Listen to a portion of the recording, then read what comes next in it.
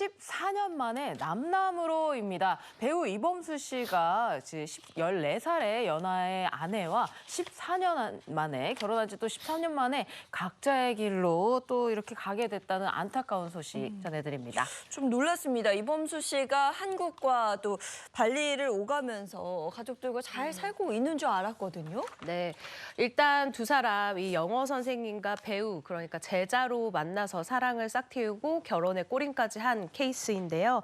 두 사람은 사실 이 예능 프로그램을 통해서도 굉장히 행복한 결혼 생활을 보여줬었기 때문에 이번 이혼 소식에 굉장히 또 안타까움이 큰 부분입니다. 하지만 이범수 씨 일단 아내가 이 결혼 이혼에 대한 이 의지가 좀 큰 것으로 보여지는데요.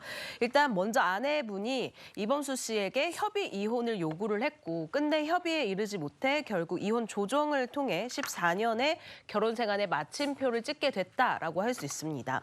16일 이범수 씨의 소속사 측에서는요. 이범수와 아내가 이혼 조정 중이다. 자세한 내용은 사적인 내용이기 때문에 더 이상 언급이 힘들다라고 이 이혼설에 대해서 인정을 했어요.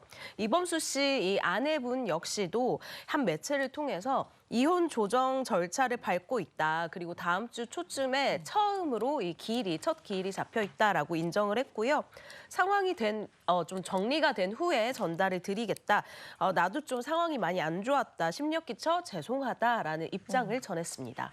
어제가 첫 이혼 조정 기일이라고 들었는데 네. 그거 합의가 어떻게 됐어요?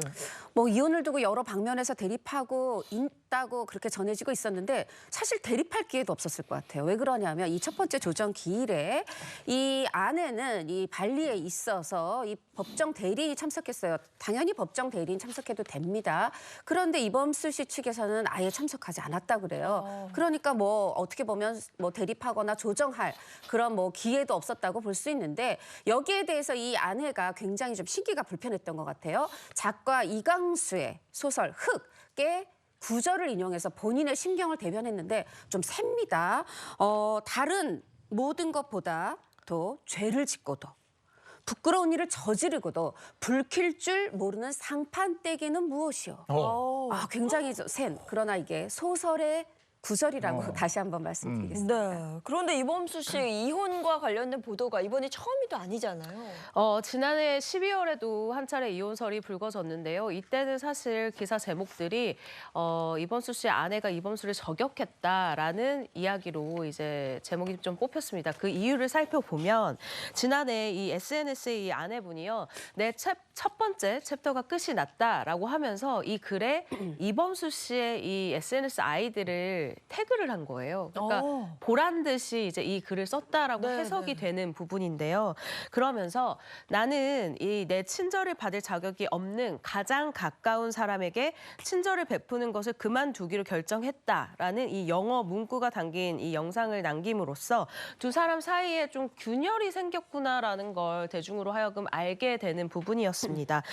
무엇보다도 결정적으로 이 글 이후에 이 팬들이 찾아보니 SNS를 서로 연팔로 그러니까 서로의 관계를 끊어놓은 상황임을 알게 됐는데요. 당시 이범수 씨 소속사 측에서는 그럼에도 불구하고 이혼 안 한다. 이혼 이거는 설일 뿐이다라고 밝힌 바가 있습니다.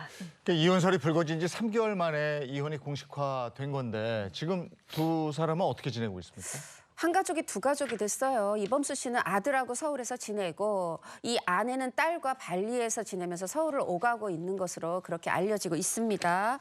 이범수 씨는 지금 말이 없죠. 아내는 어떻게 보면 SNS를 통해서 간접적이지만 본인 심경을 뭐 계속해서 조금 드러내고 있습니다. 예를 들면 하루하루 열심히 일하며 열심히 살아가며 많이 치유하고 있는 중이다. 걱정하고 연락해주는 친구들 고마워. 우리 아들 소식 너무 궁금하다. 저는 요 아들 소식 궁금하다 해서 좀 마음이 짠하던데요. 어떻게든 특히 육아 문제는 좀 두 어른이 아니라 아이들에게 좀 좋은 방향으로 해결이 됐으면 좋겠습니다.